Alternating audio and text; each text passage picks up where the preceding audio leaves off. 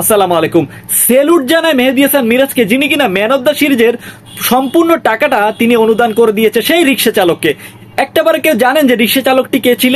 রিক্সা চালকটি ছিল যেটি কিনা যখন বৈষম্য বিরোধী আন্দোলন হয়েছিল তখন তিনি মারা যায়। সেই পরিবারটিকে আজকে যিনি পাকিস্তানি রুপিতে 5 লাখ টাকা, সেই 5 লাখ টাকা বাংলাদেশি রুপিতে কনভার্ট করলে দাঁড়ায় 4 লাখ টাকা। সেই 4 লাখ টাকা সেই পরিবারটিকে দিয়ে দিয়েছে। তো সেলুট জানাতেই হবে, এবং সেলুট জানাতে হবে লিটন দাসকে, যিনি কিনা অনবদ্য পারফরমেন্সের কারণে আজকে আমরা সেই ঐতিহাসিক টেস্ট ম্যাচটি জিততে পেরেছি।